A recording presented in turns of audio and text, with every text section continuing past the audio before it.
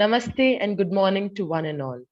I, Meenakshi, welcome you to today's online session, which is the very first in the series of 9 talks on the divinity of motherhood and women empowerment, organized by AYUDH on this holy occasion of Navratri Festival.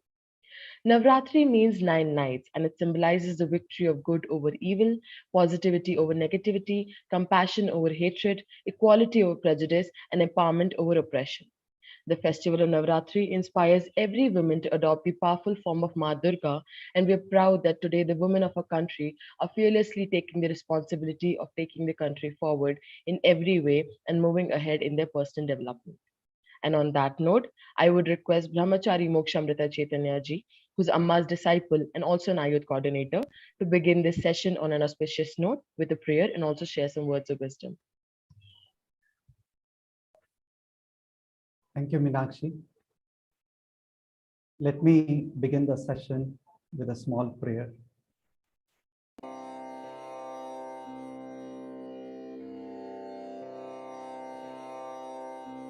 Dhyayamodhavalavagunthanavati tejomai naisthiki snigdha pangavilokini bhagavat Andasmita Shrimukhi Vatsalyamritavarshini Sumadhuram Sankirtanalapini Shyamangi Madhusikta Sutri Yatanandatmikam Ishwari Om Amriteshwari Namaha Ya Devi Sarvabhuteshu Matrarupena Samstita Namastasya Namastasya Namastasya Namo Namaha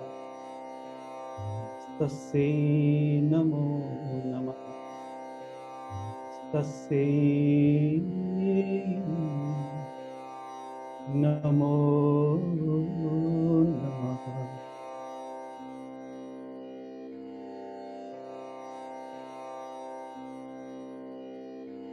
My humble salutations to my mother, my master, my guru, my teacher, Amma, Srimata Amritanandamayi Devi, and my humble salutations to all of you, those who are listening to this program today.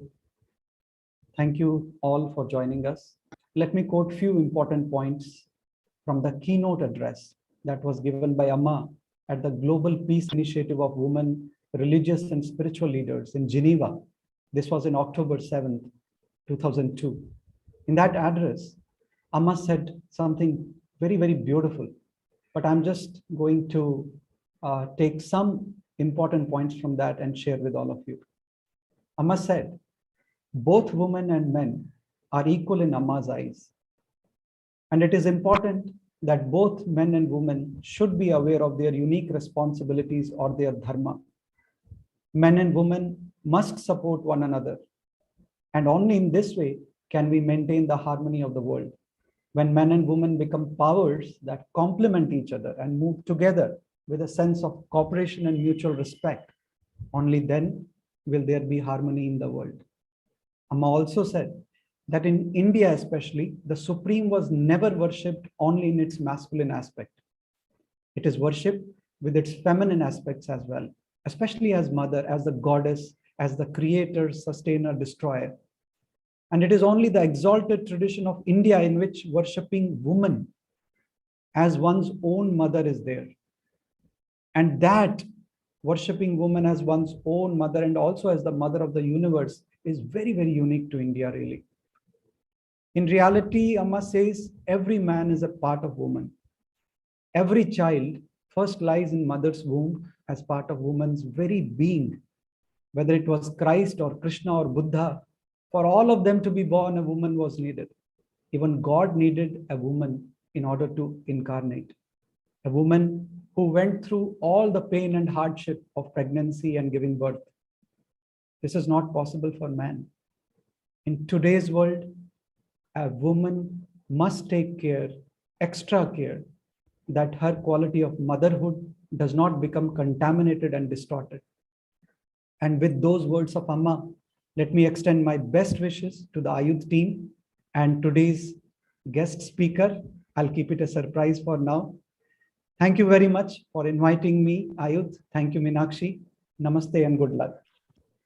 Thank you so much, Swamiji, for starting this session on such a good note. Thank you so much. And talking about Ayudh, Ayudh is the youth wing of Mata Amritanandamayi Devi Mutt, aiming to use the powerful forces of young people to perpetuate natural harmony, social justice, and personal empowerment. Our vision and mission is inspired by the humanitarian leader, Sri Mata Amritanandamayi Devi, lovingly known as Amma. And as a part of Navratri celebration, we at Ayudh feel that it is important to talk about the divinity of motherhood and women empowerment. And for that, we feel honored and proud to have 9 women talking about this topic over a series of 9 sessions. They are the women who are not only highly accomplished in their own field, but also have a very special blessing in their life of being touched by our very own Amma. So today with us, we have Mrs. Sivagami Sundari Nanda, Special Commissioner of Police. Welcome, ma'am. Thank you so much, Meenakshi. And thank you so much, Mokshamrita ji. And thanks a lot to the Ayudh team for having me on this talk. And it's a very special occasion for me because whatever I am today is because of Amma. And so it's a very different feeling that, you know, we all are what Amma has made us, and in that context, if you have to talk about these issues, it is like the crux of what it was there is already propounded by Amma, as Mokshamrita ji just pointed out. So I'm very happy to be here. Thank you so much. Yeah, we're honored to have you. And speaking about ma'am joined IPS in 1988, and she has served for 33 years. She has worked in Delhi, Goa, Arunachal Pradesh, Mizoram, and Pondicherry police departments, and has worked extensively in CBI, where she has handled many sensitive cases. She has also served for a short tenure with the Bureau of Police Research and Training with the Government of India, and was a senior Chevening Fellow from London School of Economics.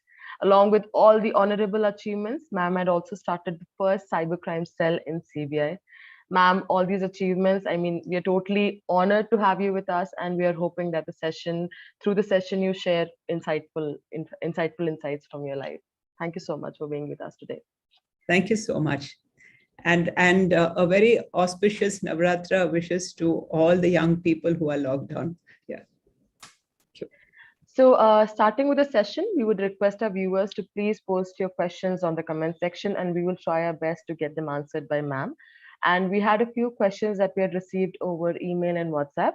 We'll start the session by requesting ma'am to enlighten us with the thoughts on them. So ma'am, the first question is by Richa from Delhi, and she's asking that, ma'am, we are celebrating Navratri nowadays, and one of the reasons behind celebrating these 9 days is to worship the feminine aspect of divine. But with so many years of experience in Indian police now, where do you see the women of India standing right now?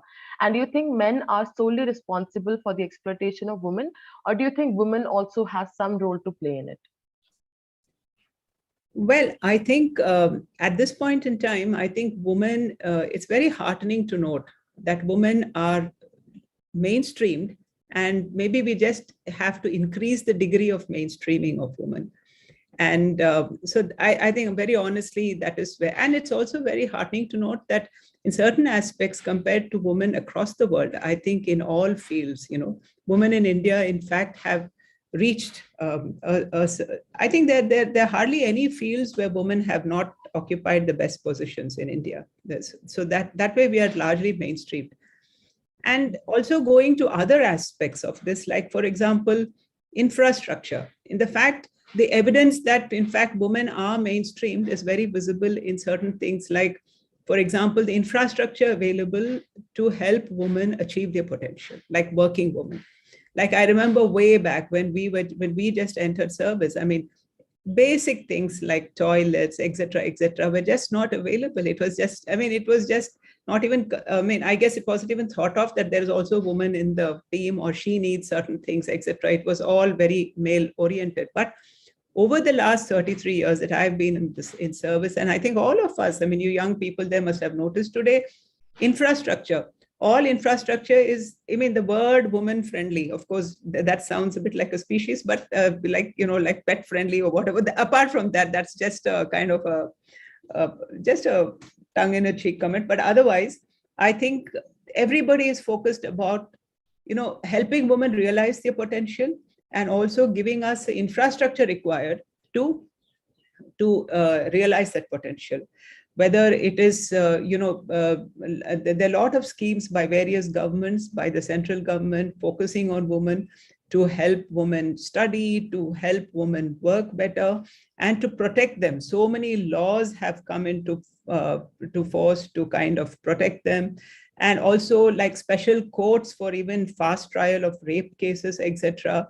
And then overall, I think through all these things, I think the overall mindset of society, because at the end of the day, it is us who matter, us, the society who matters. And, actually, so I think the mindset of society has changed in giving women an equal place, like in terms of even, and also recognizing the fact that I think earlier it was as if like if you had a child and you were a working mother, it was like some kind of a disqualification. I mean, I think that is now not there anymore. And so I think even corporates, they have creches, they have, flexible working hours, flexi times. And somewhere down the line, corporates have also realized that a woman, once she has a child, in fact, I was talking to a young person the other day, she a part of a member of my family. And so she was saying that now they realize that, when she's had a child and since she works, so she says that they think that once she's a mother, so her stability of tenure is much more there. I mean, once she's set with a creche and her work and etc., she actually is going to stay more in the company than another male, her counterpart, who's just going to up and leave. So these various things, have been a kind of thought of in a very positive way by society in general. And of course, corporates and governments are all a part of society at the end of the day. And everything, I think even clothes for working women, but going down to very basic levels, clothes and footwear, and because these things are very, very, everything is now oriented towards helping a woman achieve her potential. So I think that's, I mean, I would like to leave it at that. I think if a woman is determined, there is nothing to really stop her from achieving her potential. And that, of course, comes in the background of what we've all learned from Amma, that we are all, souls, each soul on a different journey. And we all come with our, our karmic, whatever, prarabdha, karmic baggage, etc. So a lot of it depends on that also. That it's a kind of a qualifier. But of course, Amma also teaches us ways and means to overcome that as well. And if there are certain, kind of restrictions we put on ourselves, blinkers we put on ourselves because of our karmic baggage, because of our past journeys, I guess she also has taught us ways and means to overcome that. Regarding, I really don't think men are solely responsible for the exploitation of women. I mean, in that sense, because you see, a very basic thing is who, after all, brings up a man. It is especially in the it is the mother. So the initial inputs which a boy gets as he is growing up is from his mother. And then when you trace it back, then the mother is also conditioned by the society around her. So it's like a vicious cycle. Like, the mother thinks a girl should do this, gender specific roles, boy should do that, or boy should be this, girl should be that. So it was like a kind of a vicious cycle. But I think over the years, I think things have changed. And I think, I don't think that anyone, like for instance, if speaking of me, I've brought up my son and daughter absolutely on the same footing. And like, I think there are millions of others like me out there, I mean, who have done that. So I really don't go by the thing that men are solely responsible, and where men are even thought of in specific instances, when you go into where there has been a lot of aggression or something, uncalled for behavior by a man, it is also perhaps he is also the victim of his own conditioning, as his own social conditioning, or the social mores, the so-called accepted mores of a particular society in a particular part.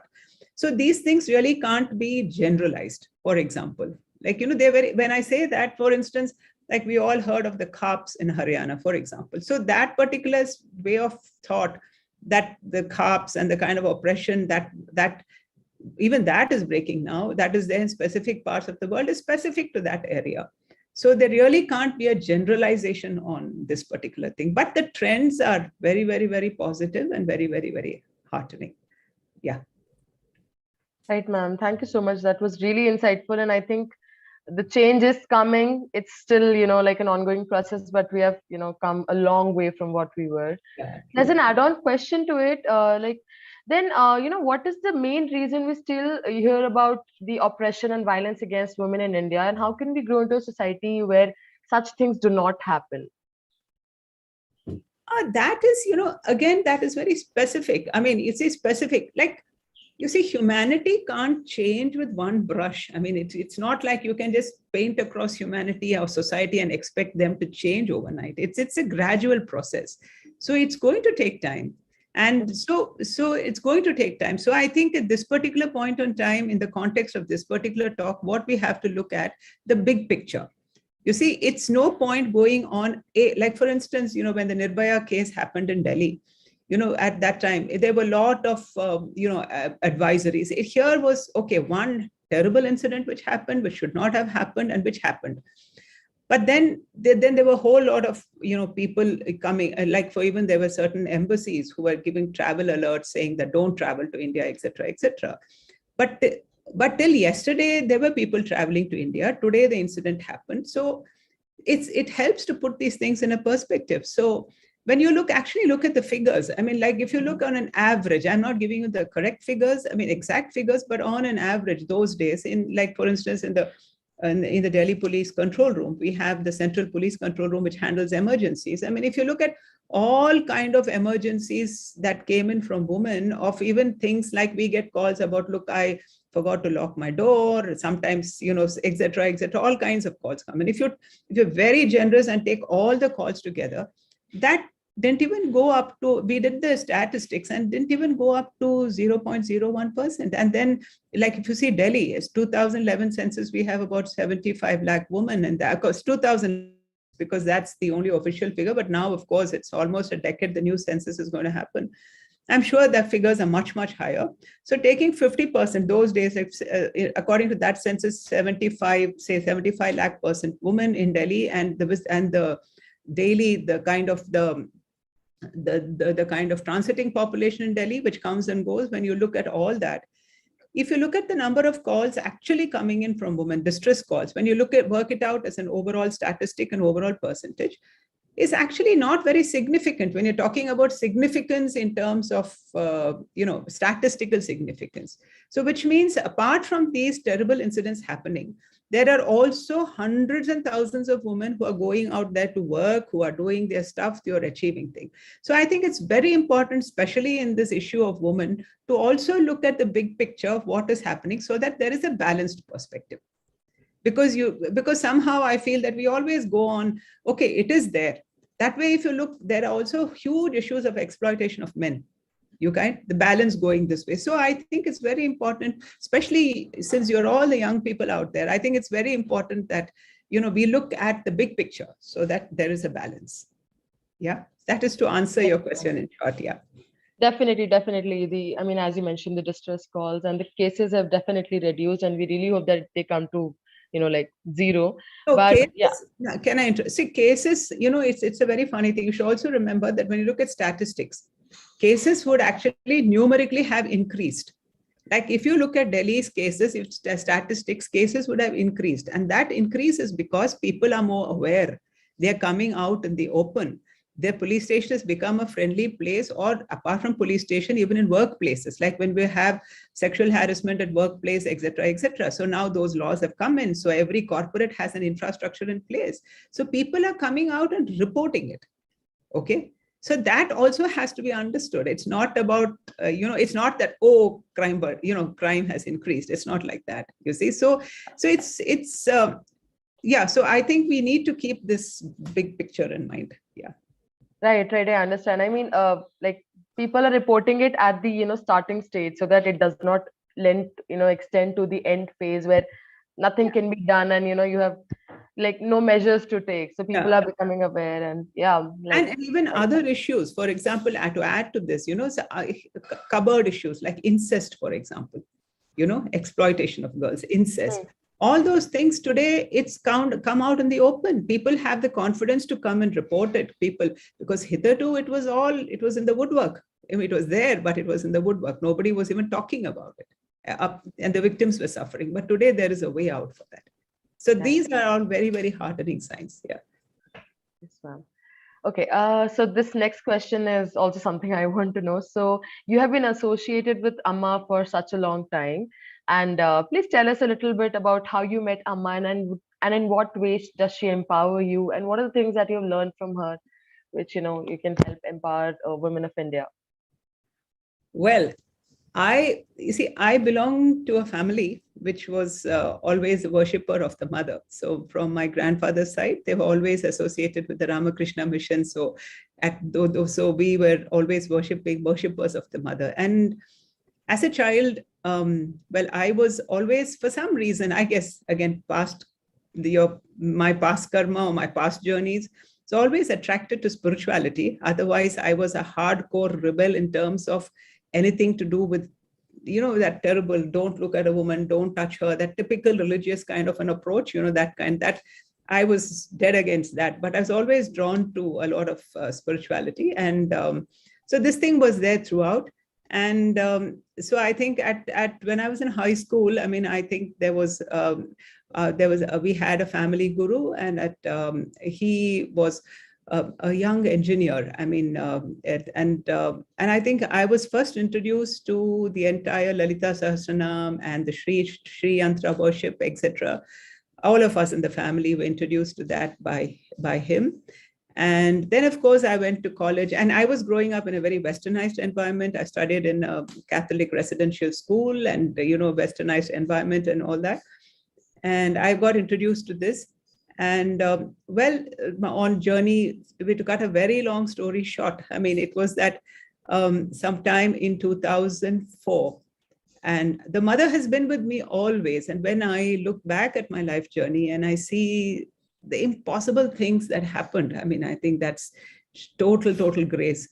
But I guess I was not so qualified for the mother to call me to her quicker. Like when I listened to all the satsangs every day, I said, wow, I mean, but we all came in late. But then again, as I said, better late than never. So at 2004, I was, in fact, working in the CBI, Central Bureau of Investigation. And 2004, I remember that it was springtime at that time. And I'd been in Delhi since 1987, and I didn't know anything about Amma. I was worshipping the mother, doing my things, my own style. She was guiding me. A lot of things were happening, but I didn't know anything about Amma. So there was this afternoon when I was just taking a little lunch break, and I always, like a true South Indian, I was reading the Hindu, right? So I just opened the paper, and there was this very small little box item which says Amma in Delhi. It didn't even have a picture, nothing. And I'm talking about 2004, that way, Amma in Delhi. And the minute I looked at that, something happened to me. I mean, it's like, you must go. I can't just really describe that feeling. I mean, it's just that I must go and see. And there was no picture, nothing. I didn't even show like how she looked or whatever, etc. And a small, very uninteresting, boring little box of information. And then I looked at it, and so I called up a friend of mine. She's no more now, God bless her soul. She was general manager with the Punjab National Bank. Called her, and we said, okay, we must go. I said, so we. I belong to the Union Territory cadre. Delhi Police is a part of my cadre, but those days I was the CBI. So I said, I'm not going to tell the official thing, so let's go on our own. So we figured out this place, Delhi Vasant Kunj Ashram, and we landed there at 5. So when I entered there, the first thing I entered and I turned, and those of us who've seen the Delhi ashram those days would know there was a huge Sri Yantra as the stage backdrop. So I went inside and I turned and looked at the stage. I said, wow, okay, there's Sri Yantra there. And then I turned left and there was this very nice temple at there. But the whole place looked as if something had just finished happening there. Like you could see that a function had happened and it was over. And so we went there, and then we were told that, okay, there was darshan till early morning, and today there's not going to be anything. And so if you want, you have to come back tomorrow. So we just hung around the place for a while. And then, you know, after a while, because we went after office hours. And obviously those days I was a young mother, kids back home, etc., a whole lot of responsibility. So we hung around. And this main building where Amma stays normally in Delhi Ashram. So we were at the gate. And then we said, okay, now we came and then let's get back now. So just when we just turned this way, there was a gentleman emerged from the building. And he was Mr. Chandra. And Mr. Chandra, I think he was one of the old. So Mr. Chandra came towards us as if, then he hailed us and he said, it was as if somebody had sent him from inside. And, you know, he said like, oh, you guys have come for the first time? I said, yeah, we've come for the first time. And then he said, you know, Amma hugs people and, you know, this happens a whole night. So we finished this morning, etc., etc. He told us, but I said, won't we be able to see her today? I said, no. And because tomorrow you can come around 11-ish, 12, around 11 ke baad, like, you know, after 11, there's going to be a meditation and we can perhaps see her then. And then, of course, then we introduced each other, we exchanged cards and he gave me his card. And then I went back home and then kind of forgot about it.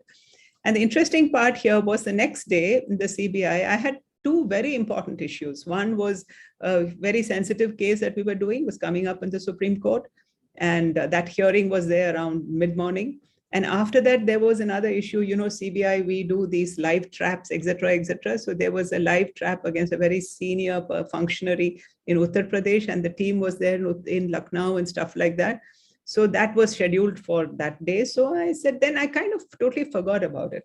Came back to office the next day. I was in my office doing this stuff around 10:30. My officer who had gone to the court says, ma'am, this matter has been adjourned today. So nothing of that, because I was supposed to go to court for that, adjourned today. So this is like, okay, done. Even then, nothing happened.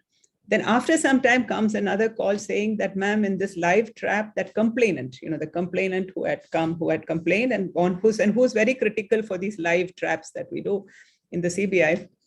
He says he has backtracked. He is not well or something. He says he's not going to come in for today and all that. At that point of time, I remember so clearly, it was exactly 12:45. Because at that point of time, I didn't have to tell anybody that I'm going anywhere because I was reasonably close to lunch break and I was much junior. I was the Deputy Inspector General of in the CBI those days, much junior. I didn't have to tell my boss that I'm going for this. So even then, nothing struck. The minute this second news came that this trap has been cancelled at around 45, suddenly out of the blue, there was like that tongue, you know, like hit you, like, okay, get up and go, you know, kind of a thing. And before I realized, I had buzzed my secretary and said, okay, ask the driver, you know, to get ready. I'm going to go here. And before I realized, I was in the car and heading towards the ashram. And that's so convenient. Like all of us who've experienced Amma know these fantastic coincidences that keep happening the whole time. So then I went there and then ashram, the old ashram there, then I called Mr. Chandra and then he came and, you know, he took me in because I had absolutely no clue about the ashram those days. And then I went inside and it was, everyone was meditating. There was pin drop silence and Amma was facing the crowd and meditating. So he took me on stage at the side, you know, the Delhi ashram stage. There's a couple of people sitting there. And then I sat quietly, just knelt down. I didn't even sit down quietly. I was just to sit down, knelt down. And I think there's a silent question in my mind as to who are you and why, I mean, like, why have I been called? I mean, this was an experience which was so intense. And then the minute I said that and sat down, Amma just turned around, you know, she was facing the crowd. She turned around the side and lifted her eyebrows. And as if it was, you know, a mother telling a child, acha, you know, okay, you've come at last kind of a thing, you know, like, okay, that's kind of a smile that she gave me, and she turned and, you know, it kind of hooked me. So this is how I met Amma, and for the first time. And after that, in my various, what I could say, tumultuous and journey through life and through career and all this, Amma's constantly been with me. And well, I can go on enumerating the things that I have learned about Amma, I have learned from Amma. You know, the first thing is like I think what I was, in fact, like all of us are manufactured with various qualities within us. I think one quality which I really I owe it to her always is that the dare to be different, the thing, to have the dare to be different. And it's not about having the dare just to prove a point, but it is having the dare to, because the situation demands it, and that is the way it has to be done. So and so daring to do that, though it may not be the accepted or the done thing at that particular point in time. And that so applies in various decisions I have taken during my career, etc., etc., and or consequently face the results of it. But nevertheless, the thing to do what at that point in time, I knew that that was the thing that had to be done. Any other way was not right. So one, the dare to be different, I think that was it. And I've always, for some reason, whatever was going on, and all of us in our personal lives, our personal commitment, the kind of the enthusiasm and sincerity in whatever I was doing. I mean, again, it's an inborn quality. All of us have our inborn qualities, to give myself 100% to whatever I was doing. And so that was very important thing I learned. And also to overcome one's fears. I mean, learning to kind of identify one's fears, and the mindfulness to know that I have this certain fear, and to kind of take it out in front of you and look at it and say, buddy, I'm going to catch you by the horns, and I'm going to kind of tame you down, to have that kind of a thing. And of course, how to also identify where your ego is operating, and this is a very subtle thing, because when you're talking about self-respect, and especially for instance, women in work and all, there are some times where the ego is necessary, because that is a time where you put your foot down. And I said, no, I mean, I'm not going to say do this or say this because you think because I'm a woman you're doing this to me, but no, sorry, I'm not going to accept it. To that extent, the ego is necessary to keep your self-respect, that I will not do this, etc. But then also there are times where you have to keep your ego in check so that you don't take the wrong decisions. So that is something that I've learned majorly. And of course, patience, patience and patience and patience and patience, because I guess, I'm my star sign is Leo. So, I'm pretty impatient and I could quick to temper. And so that is something I learned majorly, because as you grow in life, as your decisions and being in service tend to affect more and more people, I mean, I think you need to learn patience.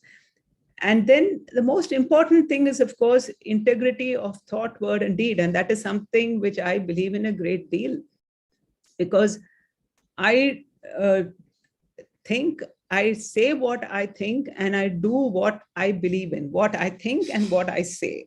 And I think this has been a very important thing for me always, all through in life, integrity of thought, word, and deed. I feel at 6s and 7s, when I do something which I don't believe in, or I say something I don't actually believe in.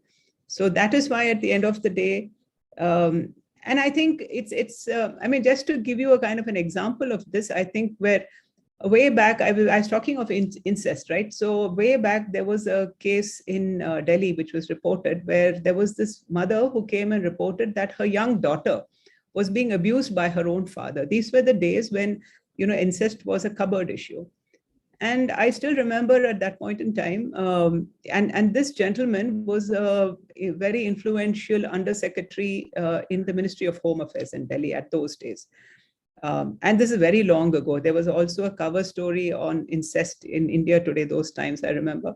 So she came and complained, and she'd been running from pillar to post for the last 2 years or so, and everywhere, because she was working in one of the organizations in Delhi, and this young girl, and it's a pretty nasty story, but to cut the long and short of it, so when one of my staff, one of the inspectors, he came into me one day and said, I had just taken over that particular unit, which dealt with a special police unit for women and children those days.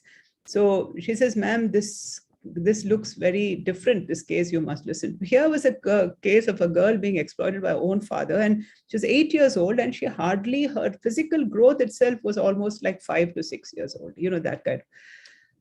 So I remember, and I knew what implications the ministry, because he was an undersecretary in the ministry. And, as you know, at that time, I was all working with the Delhi police, and the ministry it was our cadre controlling authority, et cetera, et cetera. So that was a challenge. I remember sitting there in that room and saying that, okay, now to protect this girl, I'm convinced. I'd involved another NGO, and after a month, they kind of did psychological analysis with the kid and came back to me with the exact sequence of events that had happened in this incest, et cetera, et cetera. And so we just registered a case, so straight away registered a case of rape, and we arrested the guy. And I knew hell was breaking loose because, but then I told myself, look, I have a daughter too. So if I don't do justice, I just have to be able to go and look my daughter fairly and squarely in the eye.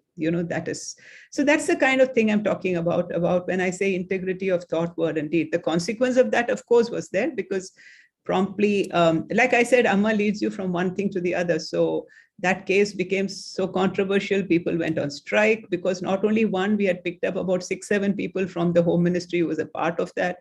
And then obviously after a couple of days, I handed over that case to the CBI. So that was my first visit to the CBI, to an organization which I would later go to, where to hand over this case. And then of course, the rest of it followed, which is a cause effect kind of a thing. So we followed. So this is what I mean by that. And I also learned a very important thing from Amma about letting go, treating the past as a cancelled check. I mean, a lot of things happen in life. I mean, the goods. And so it's like looking at the positives and letting go. And I love this word she uses, treat the past as a cancelled check. And I pick up all this because my Bible is basically Amma's Lead Kindly Light, that book. And it's a very well thumbed copy, which is always in the right-hand drawer of my office desk.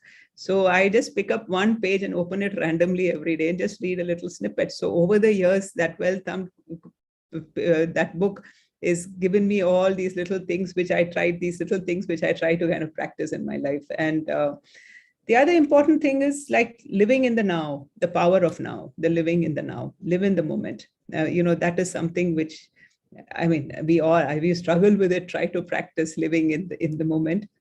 And of course, the best of East and West, taking in the best of East and West. I think that is very important. And who else but Amma can, that.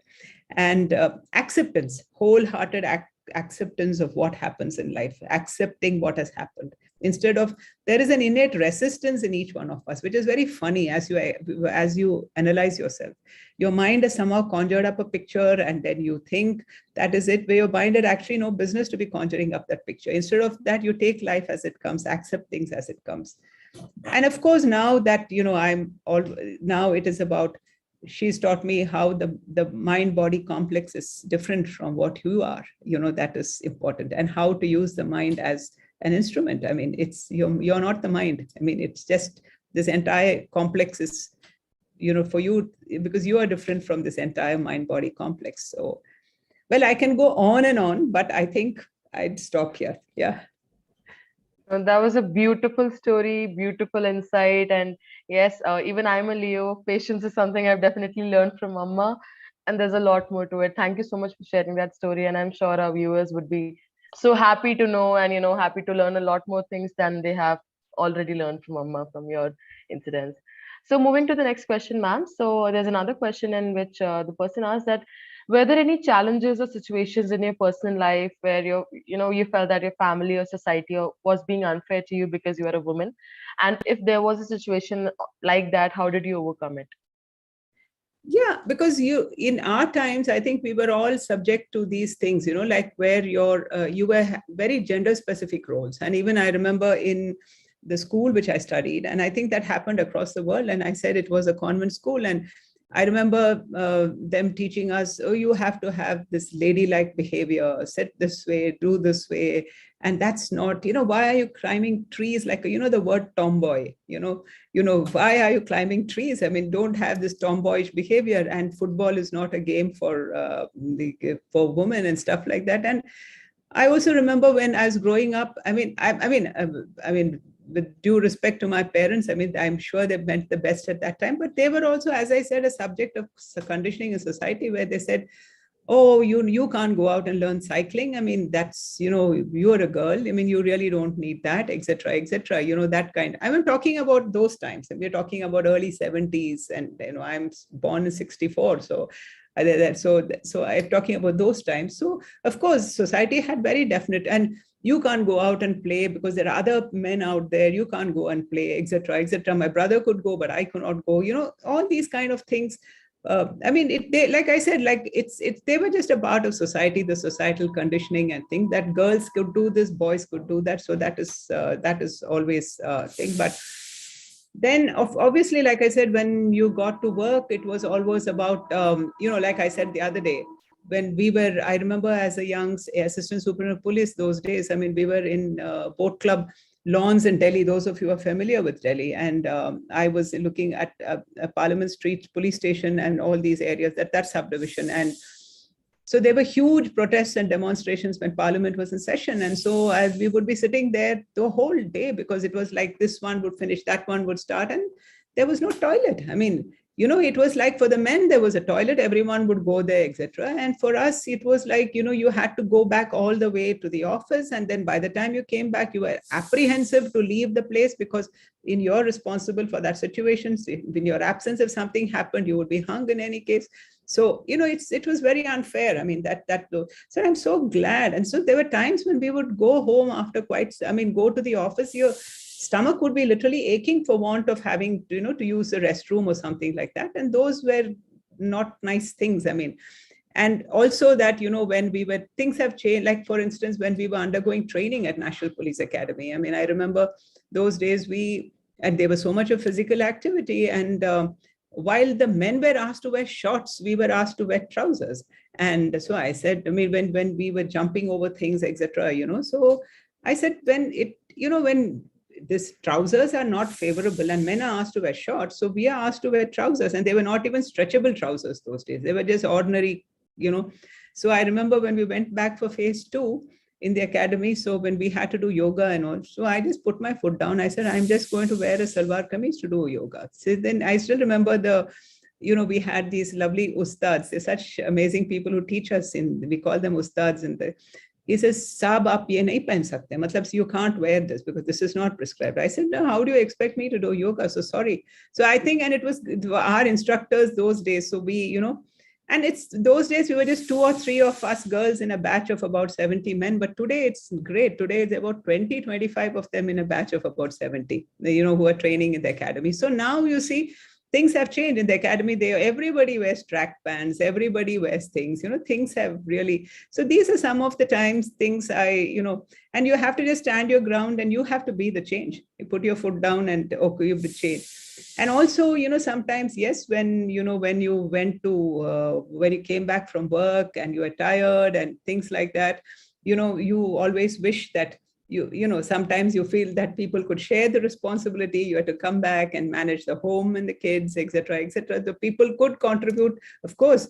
My husband contributed wherever he could, but then ultimately, like they say, like what Amma said and what Mokshamrita ji mentioned, we are given by specific responsibilities by virtue of the fact that you're a woman, and that is what is a very important thing. So I think being a mother is such a beautiful thing. So, and I think so that understanding is required, that you can't really say because there's certain things only a mother can do, which even if a father wants to do, he cannot really do it. So that is there. So yes, so I think there is this because society was evolving, is evolving, and there are bound to be challenges and situations. But then one thing is, once you kind of literally, and of course that you have to prove yourself.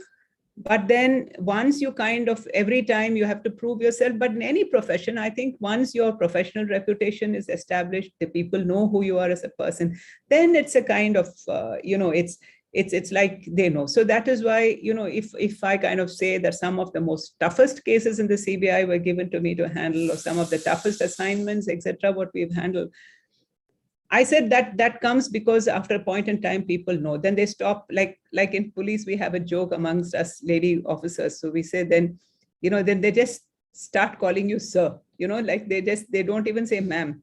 Say something, ji saab, like, okay, sir, I will do it. So that is another, thing. So that acceptance comes because after you've proved yourself, yes. But I guess things are so much more different. And I think it's about when that challenge comes, you have to kind of say, like, I am going to be the change. Like, for example, even recently in Delhi police, I said, it's very interesting to note that today in Delhi, out of 15 police districts, 6 of the districts are being controlled by women officers. The deputy commissioners of 6 districts, I mean, last week it was in the papers. So I think the vision of the management, the vision across everyone is changing. So we all have to push for change in that vision, management vision, and believe in the capacities of women, and look at their skills and capacities instead of them looking at them as women the way it used to be done in the past. Yeah, that's about it. Yeah. And also, I think it is about one more thing. It is about balancing work-life situations. And I think I will give you a very two funny examples. I mean, like sometimes when you look back on one's own life, there are a lot of examples which are both funny and poignant. I remember that, we are a family who loves dogs. We always had dogs in the house. So there was this time where, we had this little pup which came in after one of the main dogs died. So after one of the main dogs died, and we had this little pup. And and this little pup had this parvovirus, this thing.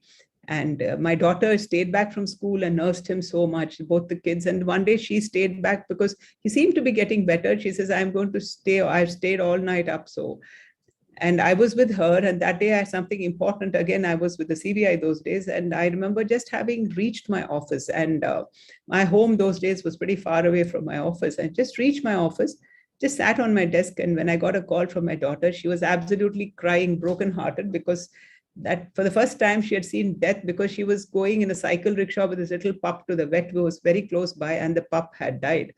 And she was so brokenhearted. And I just put my briefcase down on the table, and for a moment, and that was the most challenging moment in my life. I said, okay, now I have to stop and tell my boss that, look, I am going home. I want to be with my daughter at this particular point in time. So, I just stopped there. Then I picked up the phone and told my boss, I said, sir, I have a little bit of a emergency at home, So I said, this is what has happened. And then I said, okay, I'm going to look at things from home, but I think I need to be with my daughter now. And she was she was in class 8 or something in those days, I remember. So I just packed up and I went back home, and then we sat together and we buried the pup and we did all of it, and all of that, spent time with her. And likewise, I mean, there are times which are very humorous. I remember another day when we were in a very sensitive case. We were conducting raids across 60 places in India, the CBI raids. And I was, just a minute, just ask him to stop. Yeah. So we were conducting raids, and they were getting ready for school in the morning. And I remember those days, mobile phone had not come, so this cordless phone. So I was the cordless phone on one hand, monitoring those 60 raids in Delhi. On the other side, I was, plaiting my child's, making her pigtail, because I was the only one who could tackle her hair. And that was a very, very funny moment for me, because on one side I was on this, and the other side I was doing her hair, not because there was nobody else to do it, but because I thought I should do it, and I have always done that for her. So, well, that's just a fun side of it. Yeah.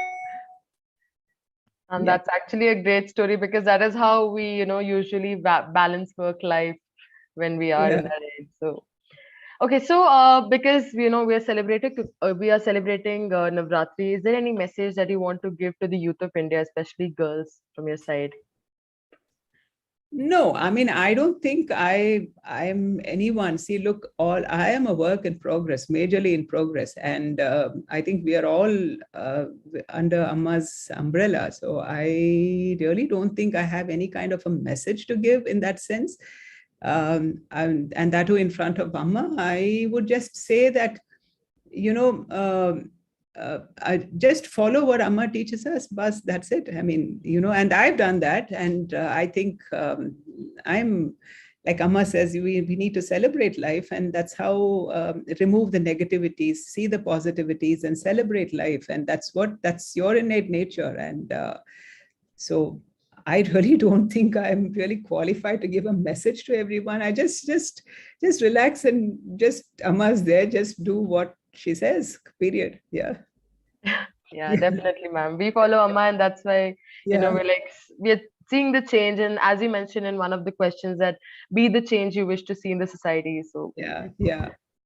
okay, so we have one question on YouTube from Mamta, and she's asking that why are girls treated differently than boys in most Indian families, and how can we change this wrong trend, and how can we educate the parents of the girl child to become more independent and self-reliant? I think I've already addressed a part of it when we were talking earlier. So this Yeah. is in fact a very, very general kind of a thing, because, like right now, as I said, things are really changing. I mean, in many homes, across thousands of homes, I think there is no more difference between when the girls are taking up responsibility of the family, of the parents, etc., etc. So, and it is a journey for each one. It is a journey for each woman. I think each one of you, tomorrow, each one of you get married, you have kids. And sorry, I really don't, maybe you have kids already. I really don't know. But but the younger generation out there, when you get married and have kids, the challenge is like it was to my generation. I am going to treat both my son and daughter absolutely equally. And then they are human beings. Okay. They're, and of course, then like I said, there's beautiful things about being a woman, like for instance, funnily putting it, in the colors you can wear, for instance. Well, just the blacks and grays and blues, period, thank you, no. I said I can do with a lot of color in my life. So there's a lot of beautiful things about and humorously, I remember those days, my son and daughter used to go shopping, and I used to give them a summer budget, and there's this little nice flea market in Delhi called Sarojini Nagar. Those of you are familiar with Delhi would know. So they would go there, and my daughter would come back loaded with stuff. And my son would also always say, "What, I have few clothes." But she says, "That's because I'm a girl and I can buy a skirt for 30 rupees and you can't." So that's it. So in a humorous way, that way it's just a change from within. I think I really don't think there is a kind of a unique formula for this. I think, it helps for all of us to have a goal, and I think a kind of a focus. And I think that focus is given to us by Amma. Look at the big picture, because we are all an inherent part of society. The family is a building block of society, and we are inherently who we are, our true nature. And so there's no sense living life negatively. There's no sense cribbing your way through life. There's so much out there to enjoy. So if it's what's helped is like once you have this bigger focus, this thing, so you will work towards it instead of drifting if you have that focus. And I think Amma's words and were kind of, the purpose of life, in the sense like Amma says, purpose of life is to just be your natural self, celebrate, be happy. So once you have that thing, that natural self, that thing in focus, I think that will all obviously help you change. If you're working towards that goal, you have to change your approach to various things to work towards that goal. Because otherwise there are no ready fix solutions to this. There's definitely no ready fix solutions. Yeah. Right, ma'am, right. And I actually like the way, you're giving us examples, like, funny situations, and helping our viewers understand the, integrity of the questions and the answers to that. And we have another question from Divya from Bengaluru, and she's asking that how can women in other professions or, housewife professions also learn to be brave like you? Again, it's a very very, very personal journey, very, very personal journey, because this is, like, again, this will help you. For instance, when I remember when I was a kid, I told myself I'm going to be self-reliant. I noticed my mother going through certain instances where she was discriminated against because she was a woman. And as a growing child, I saw that. I said, buddy, no, I'm not going to be discriminated against like that. I am going to be able to provide for myself. I am going to be, and think all of us have seen that. And maybe not so much in your generation, but in my generation at that time, there was still a lot of discrimination. So, and they, like, for instance, they contributed so much in the household, but, the cost of being of being a home manager, a mother, a house, that if you look at that today, when we all go out to work, if you total up the amount of salaries that are being paid to the staff who kind of stand in for the mother going out to work, And if you see the kind of, what they were contributing to the home was not really valued, right? So that way, so when I looked at that, I told myself, no, I'm going to be responsible for myself. Even I'm going to be financially independent. So once that comes in, then to be financially independent, to get there, to choose a profession. So it is a situational thing. So you have to have the qualities. All of us, I don't think anyone is consistently brave. I mean, in the sense you are scared and you just learn to kind of overcome that, you're scared and you learn to overcome that. And there were times which you are scared, but like I remember the times when we were training, when there were Punjab terrorism was going on, and I was posted in this district called Taran, which was the most terror-prone district. I mean, and I remember those days, Punjab used to be absolutely quiet, though in the night. It was just, you could see the movement of the CRPF and the police, and you could only otherwise hear dogs howling on the roads. It was that bad. I'm talking about the 1980s, 88, 89, when we were all set there for training. I would be lying if I said that one wasn't scared. Of course, one stepped out, because when you stepped out to go on work those days, I mean, to go for your day's rounds and all, you don't know whether you're coming back alive in the evening. I mean, obviously. So you have to overcome that, or when we were raiding a village those days, when we were planning the ambush where the terrorists were camping, etc., etc. So you have to overcome that fear. And we all had those fears and we overcame them. So there is no quick fix solution. Absolutely. I mean, but what helps is that guiding light, a goal.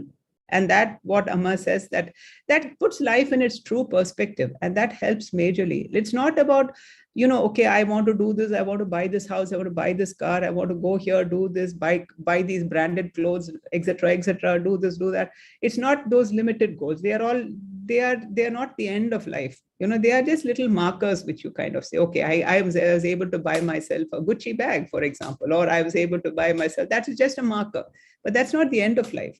The end of life is that goal which Amma tells us. So if you have that thing, and like I said, you are all so lucky that you've got Amma so young in your life. I mean, we all got Amma much later. I mean, so you have that goalpost. So just work towards the goalpost. That's all I would say. Yeah. Yes, thank you. Lucky enough to be seeing Amma since like childbirth. So yeah, I mean, like since I was a child. Yeah. There are many questions coming from YouTube, so I'll just switch to the next question. So Neeraja from Delhi is asking that what are the skills that every woman must acquire to become more self-reliant? Any skill, anything? Again, this is very general. I mean, when you're talking of a skill, it is about, you can do skills, like you can do carpentry, or you can do that, those, when you input that way, skills. So I think one what we women needs to do is, like, basically, again, I come back on that point again and again about the big picture in life. And at this point in time, I'd like to bring in another thing I would like to talk about, because what I've been, for the young, you see, today, I think technology is a huge game changer, you see, right? And it has changed just about everything in life. So I think one very, very important skill, if you like to call it skill, that we have to learn to balance the influence of technology in our lives. And for instance, I see a lot of young people, like, for instance, this thing of having Facebook friends, having the most likes on Facebook, and, kids go out, get up to all kinds of things to kind of buy that dress with which they will post that photograph on Facebook and get the maximum likes, etc., etc., etc., and to create that kind of a virtual image. Today, I think we are such slaves to marketing that our lives are at the end of a copywriter's pen. A copywriter's imagination, captures us.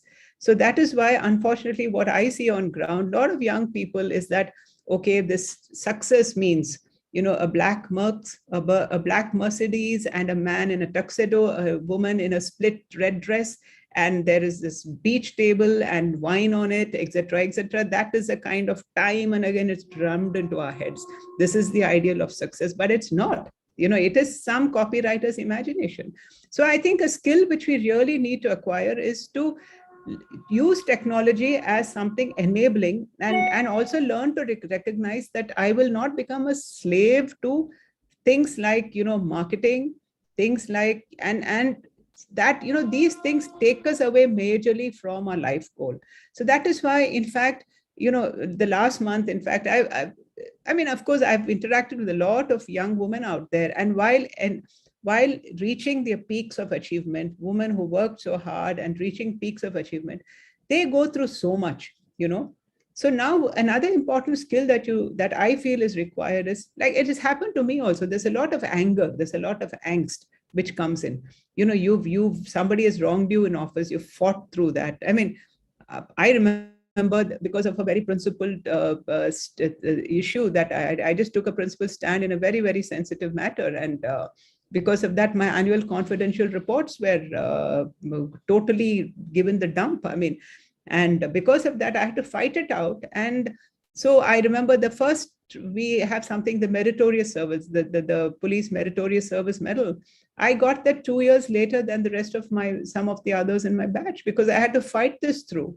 So that is why, you see, so it's very important that, so it's very important that you kind of fight this through, and also that, we are coming to technology. So learn to balance that, and also learn to kind of fight for your principles and have the larger. Otherwise, there are no skills. I mean, I can't really subscribe a kind of set of skills.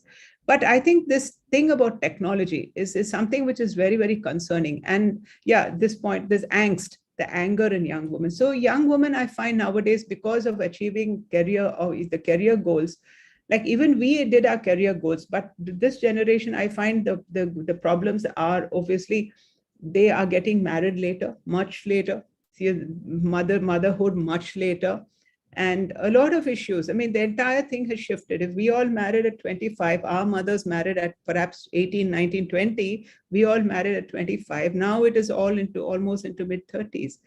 And apart from that, I also see a lot of anger which has come through with, people follow the so-called image, the success image, get into various relationships, broken relationships. There's a lot of anger, there's a lot of angst inside.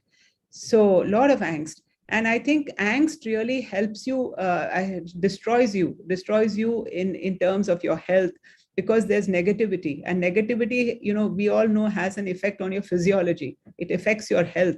And if you allow that negativity to allows you to influence your health, your productivity is cut down badly. You see? So all these things, like Amma talks a lot about depression. I'm sure you've read about all that. So on one hand, while women are becoming very successful, on the other hand, these issues on mental health, like angst and this thing, and also like, carrying this to the other extent as to why should I do that? Why should I do it? Creating a home is something so beautiful. Like, and he said that is a special thing which God has helped us with.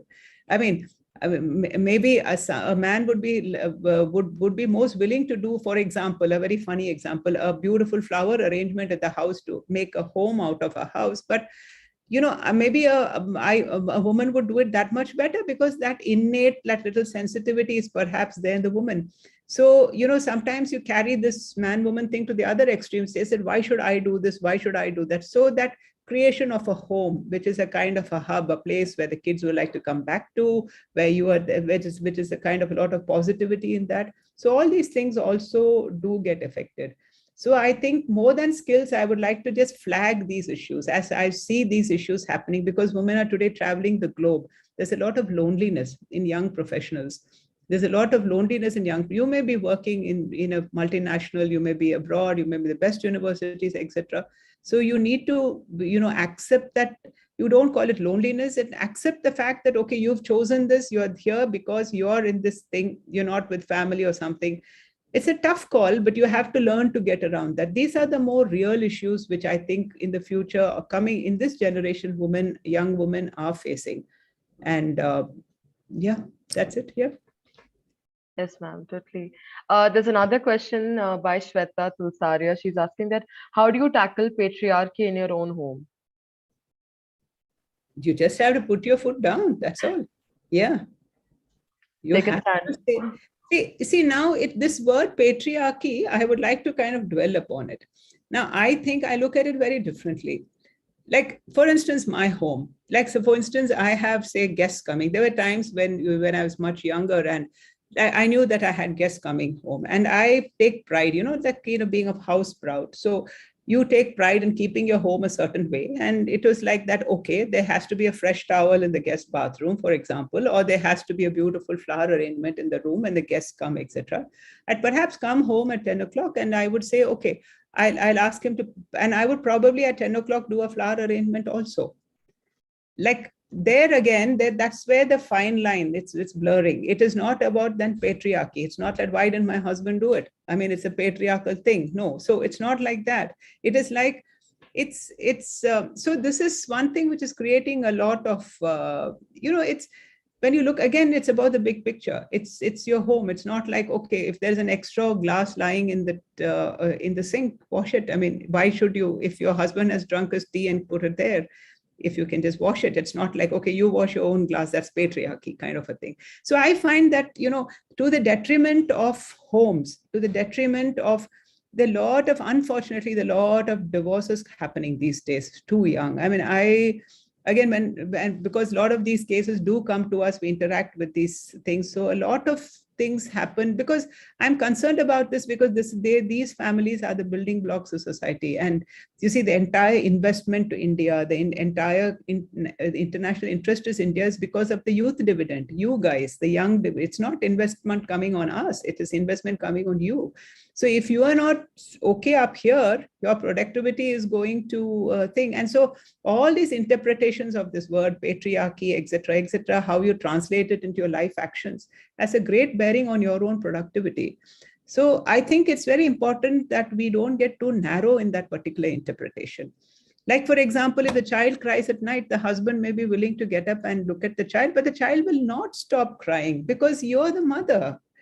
He probably wouldn't even know. The minute you hold the child properly, the child is going to keep quiet.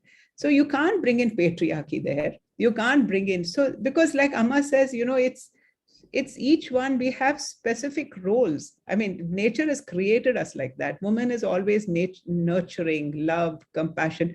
You look at even a small girl, without her realizing it, if there's a baby next to her, she automatically picks up the baby. The way she picks up the baby is different from what a baby boy of her same age would do it. So I think, and this is something which really bothers me, because this kind of this communication gap between the sexes, and which is also another thing I'd like to flag, because we brought in a lot of laws to kind of help women. But what I'm seeing now is a lot of misuse of these laws. And when you go to Tihar and other jails, a lot of young, I'm just flagging this for you, because it's you find a lot of in-laws in prison, you find, for no good reason, because the law sometimes, I'm afraid it's slightly skewed in the interest of women, without taking so much. So these laws over a period in time, and this is something which really needs to be addressed, because it's creating a gender divide more than integrating. Because today a man says, oh my God, I'm afraid of getting married, because I don't know, if she gives a complaint, and draconian sections like section 498A, if you even by thought, word, gesture, you may gesture something, somebody may interpret it somewhere else, and then that's illegal. And there's n number of complaints. And these live-in relationships, you live together, come in, and there's a complaint of rape. So that is creating a gender divide, which is not nice at all for society as a whole, because I think this is something we all have to be very cautious about. And that is where we have these guiding beacons like Amma showing us the way, like, look at the big picture and see what you're doing. You're getting so caught up in that ego play about. So that's why I'm very cautious about this word patriarchy. We fought against this thing, like the fact that you can't learn cycling, you can't do this, you can't do that. When we came to the police academy, we had to unlearn everything. I remember my dad used to be so shocked that I used to go night patrolling when I was very young. And so much sort of hilarious to ask him, say, should I come with you? It was, on a lighter vein, God bless his soul. I mean, he said, but it's that. So that patriarchy is different from today. Patriarchy is taken on a different turn. It's like, it's become, it shouldn't, patriarchy or the interpretation of the word patriarchy shouldn't be allowed to destroy lives, shouldn't be allowed to destroy homes. And and so much of dejection at a young age, that is something that's really causing concern I think, to everybody. Yeah. Right, ma'am. And actually, to add to your answer regarding, men being treated differently and also the interpretation, there's a question from Sunil Kumar, and he's asking that what advice would you give to the men who are being exploited by women in the name of women empowerment? Because there are people, like women doing this to men. I think you should stand your ground. I mean, stand your ground, because again, the interpretation of exploitation all is very subjective. It's like how you look at it. But then I do know of various instances where, people have got married, and then, it's like, and it's everybody's fault, actually. I mean, because even the older generation, whether mother or father, I mean, one has to learn to let go, and especially so mothers. I find that, like after marriage, your daughter goes, if you still want to decide the color of curtains in your daughter's house, sorry, that's not on. I mean, let her live her life, let her go, let her build her little nest, let her do that. So I think that's very important. That's for the young generation. So I would say that, whether man or woman, I think when it is unfair, it is unfair. And you have to, stand your ground. And one thing, yes, I would say for men is that today the law is not in their favor, which is a huge disadvantage, because they have to really kind of prove. And most often for things like this, there is hardly any proof. It is what happens between two people in the confines of their rooms, and then each one interprets it to the law agency the way their perception of that event. So it's very difficult. I have done so many cases in life, let me tell you, but the most difficult ones are when it comes to these thing and these family issues.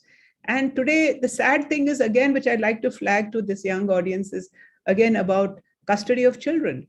Today, internationally, even in the US, there is a law on parental kidnapping of children. It's become ridiculous.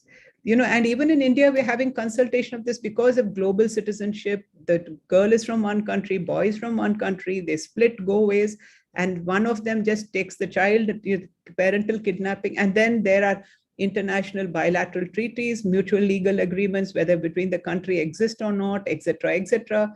And the father makes it, you get my point, the father is pining for the child is in Israel somewhere, or the child is in India, father stuck in some other country. So, and it's ridiculous that now to cater to that, there is a law of parental kidnapping. And I fail to understand, though I am the thick of all this, that after all this, now what kind of a upbringing is the child going to have? Even if the child is so-called kidnapped by the mother, and then, the father is influential and he gets the custody of the child, what kind of a child? So where is all this heading? So that is what is important. On one side, economic, women have been mainstream, etc. Men have been mainstreams, etc., etc. Add to that the technology thing, and add to that globalization, add to that everything. The kind of, the khichdi we find ourselves is not exactly a very nice khichdi. We need to, and that is where I think it's only Amma's that very clear direction. Look, just take note. This is all what life is all about. Yeah. So that is something so important. Yeah. Yes, ma'am, definitely. Thank you so much for, great answers. I'll just move to the next question. This question is from Toshi from Delhi. She's asking that generally society believes that women are emotional and, they can't really excel in jobs that require bold decision. So how should women balance their emotional side at their workplace?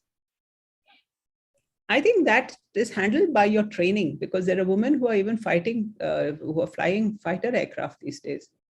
Or I think your training kind of helps you do that. I mean, I think the times when we also do our firing, and speaking for myself, when you do a lot of the so-called male-oriented kind of activities, I mean, like that way, I think you are trained for it by a particular profession.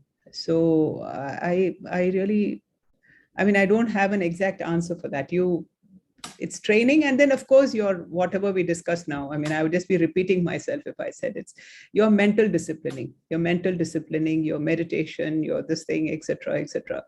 And we all are so fortunate to be getting all that from Amma. Yeah. Correct, correct. Yes, ma'am. I think everything is interlinked, like Yeah, you believe in totally. yourself, you're confident, you will be emotionally stable. Yeah, So, yeah, exactly.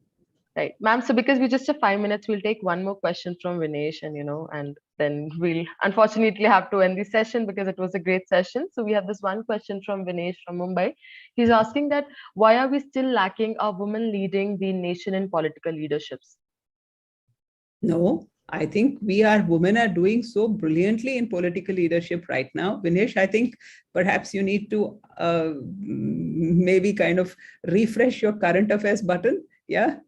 Because right now I did I think Denmark, countries across the world, you name countries across the world, you have women in leadership. I mean, recently I remember even in Tunisia, we had last week one of the professionals was appointed as the prime minister. So in fact, I think this is a time across the world. We had Angela Merkel in Germany. We have Kamala Harris in the US. I think you look across the world, and to me personally, because I've been following this, I think this is a time where I think across the globe we have women leaders. Yeah, please update your current affairs. Across the world today, we have women leaders. I think, and women are, and now with the Panchayati Raj bill, which has got 30% reservation in India, if you look at the brass tack levels in the villages, women are really kind of coming out into the open. They're getting quota. Even in recruitments in government, women have been given a 30% thing and a 30% reservation in recruitments. So I think right now, and keeping this trend up, which I don't see this trend as something which can be reversed, unless something, God forbidding, I mean, something crazy like Talibanization happens. I mean, unless that, otherwise, I don't think this is a reversible trend at all. So I think things are actually pretty upbeat for women participating in politics across the world and in India. Yeah. But that is, if you don't go only by the newspaper stories, because newspapers love to highlight only the negative things. And that is not the actual picture. Yeah. Yes. Yes, ma'am. Right. Exactly. And I think you addressed, maybe Vinesh was asking about India scenario. And as you mentioned that, we have the Panchayati Raj and etc. And in that we're coming up, like women are there. It's just that maybe, we don't really make a lot of, noise and, like we work in a silent way. So that is why people think that No, men it's are all more. out there. See, the thing is, it's all out there. Like if you see the penetration of women into grassroots administration in India today, like if Yeah. you see the ASHA workers, you see the health workers, you look at all of them, it is huge. So it's so, and I'm sure like even in Amma's, the village adoption schemes, I mean, if you look at even among the ashramites, the people who go down into the villages, I mean, many of them are teams led by women. They're empowering women at the grassroots. So I think, and from my side also, when I see people at the grassroots level, whether it is at the village level, police stations, or, even I'm talking about places I've served, Burma border, Mizoram. I've been on that Burma border police station also. There also, when you go there, you will see women there. Arunachal border, China, that border. There also, you go to that last village there in the primary health center or in the thing, or the village panchayat, there is a woman representative.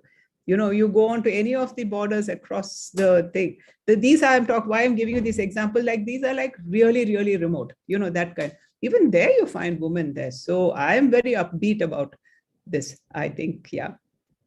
Yes, ma'am, definitely. We are there. Like, we are a part of this change that is coming up in the society. And thanks a lot. Thanks a lot for sharing your experience, your thoughts, and, on this important topic of the divinity of motherhood and women empowerment. We actually hope that our viewers will take inspiration and motivation from what you've shared with us today. And really a special thanks for sharing your experience and teachings about Amma and that story. It was beautiful. Thank you so much, ma'am. And we also want to thank our viewers for staying with us, sending in questions, and making this session so insightful. Thank you so much. Please follow and subscribe to our channel so that you can be notified for our upcoming sessions in the series of women empowerment by the 9 amazing women. And thank you so much. Happy Navratri to all. Ma'am, thank you so much for being a part. I mean, Team Ayudh thanks you. Means a lot for kicking start this whole session on a beautiful note. Thanks a lot. Thank you so much, and thank you so much for having me. And anytime I'm available for Team Ayudh for whatever, apart from this session, for whatever you'd like me to do. So, especially the guys in Delhi, feel free to contact me. Thank We're you so honored. much, Amrita ji, because it's Amma's grace for even shortlisting me for this. I really, it's my small contribution to Amma's larger cause, you know. And thank you so much. Thank you so much, Sundari ji. Thank you so much. Thank you so much, ma'am. Happy Navratri to all. Om Namah Thank you so Shivaya. much. Thank you so much. Om Namah Shivaya.